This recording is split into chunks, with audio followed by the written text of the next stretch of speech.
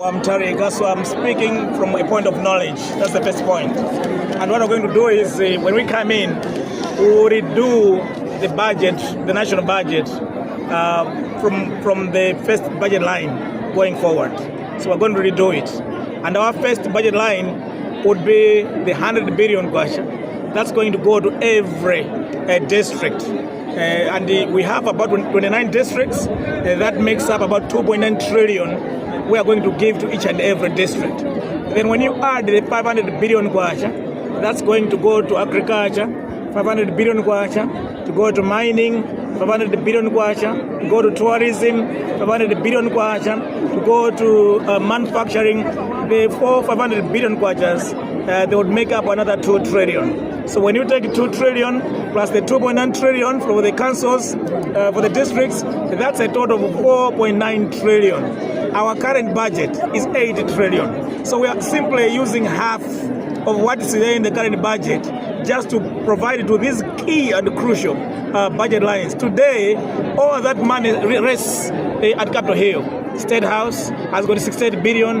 Office of the President and Cabinet has got 57 billion. They have just shared the money at Capitol Hill, and that's why they do a lot of travels domestically and foreign wise. So what we're going to do ourselves is to prioritize the districts. All that money, we bring it down at the districts, and then we prioritize these 4 sectors, which are the sources of growth. So once we have done that, we are going to grow the economy quite seriously, and then whatever may be the remnants of the budget, from the 4.9 trillion, we can put State House, maybe 100 million to State House, maybe 30 million to OPC, who will not be extravagant the way this government is. There's got 1,000 people in State House, who will not have all those 1,000 people in State House. We may just have a handful of people in State House, so we will not need the whole state billion to go to State House and so forth. So all I can say is that by doing the same thing over and over and over again, we are not changing this country. For 61 years, this country is failing to develop. I was saying that the same minerals that South Africa and Botswana have, we have them. South Africa, Botswana, Namibia, they have developed up their minerals that God gave them. But they had to take those hard decisions to invest in the mining sector, to unleash the potential that the mining sector has in those countries for them to develop. We have oil and gas beneath Lake Malawi. Dubai today, it's a desert. Saudi Arabia are a desert. But they took decisions to invest in their oil and gas sectors to develop their countries. And yet in our case, we just sit here when we still have the oil and gas. We haven't invested in those things. We must put a 500 billion in mining for us to develop this country. We have countries like Seychelles, Madagascar, Mauritius. They have developed out of mining. Zamene mukufuna kudzendetsera chuma cha dziko lino amalawi akusankhani kuti muendetse boma limeneyi.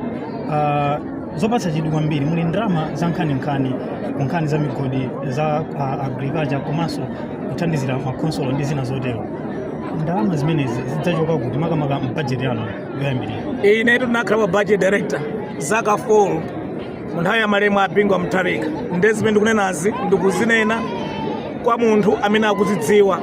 Budget ya Malawi tidzayiyambiranso from the first budget line. Tidzayiyambiranso all over again.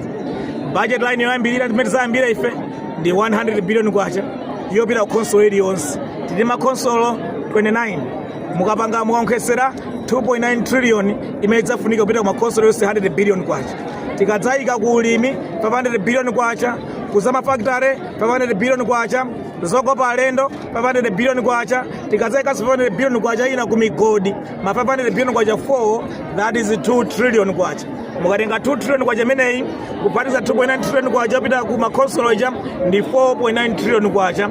Lero budget yathu chaka chino ndi 8.4 trillion kwacha.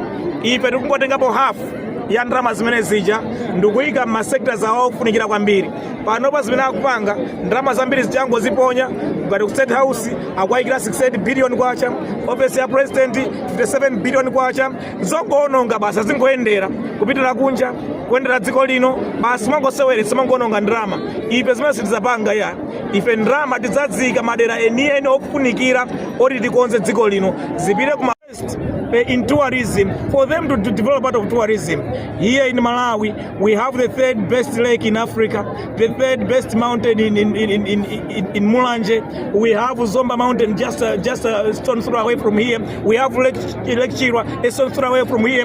Go to those places, we have not developed them. Even if we have those opportunities, Rwanda today gets over 100 million tourists in a year. We only get it up to 10 million tourists in a year. They go to Rwanda to see scars of people that died during genocide. And yet we have a lot of potential here for people to come here. We have not invested in our tourism sector. That 500 billion is going to unleash the potential we have in the tourism sector. So my dear colleague, all we are saying is our priorities has been upside down.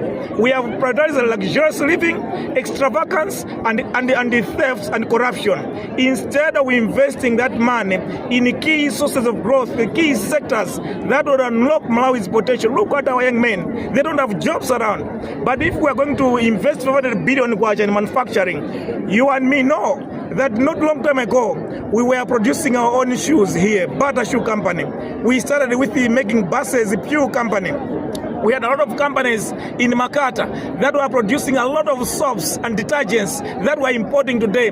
Today, everything we're importing, and yet we were able to produce the same things not a long time ago. We want to invest at 500 billion in manufacturing so that we can produce, we can just get the technology and the factory shells, start producing everything we are importing in this country.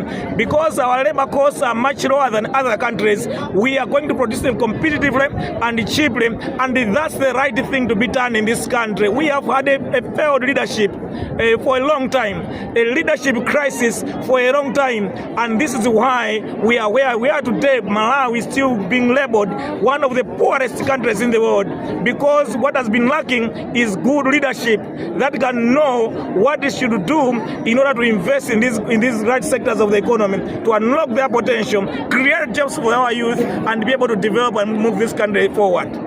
Oil tini mamino zosiyana komanso mukalaona Malawi ifeyo maiko ngati Seychelles, Mauritius, Madagascar anatukwa ndi tourism. Kwa mukayang'ana kwambiri tourism yawo nkwerekeza ndi ifeyo we have a huge potential. Tili ndi nyanja joseja fresh water ya Lake Malawi yonseji. Coastline yayikulu kwambiri tikukanika kupanga attract anthu. Tili ndi the third largest mountain ku Africa kuno, Mulanje Mountain, Zomba Mountain, Lake Chirwa, ndi madera ambiri ozokopa alendo kuma ife tikukanika kuwakopa anthu. Tizona Rwanda anthu amapita 100 million tourists ku Rwanda kumakaona mafupa anthu amene anapanda high genocide. Pamene ife ndi zonsezi zokopa alendo zabwino tili nazo ifesi. Titangopanga invest mu zinthu zimene zizi anthu adzibwera kuposa amene apitira ku Rwanda. Tativuta ife ndi utsogoleri poyira, utsogoleri okanika ntchito osadziwa chochita ndizimene kuvutika ife.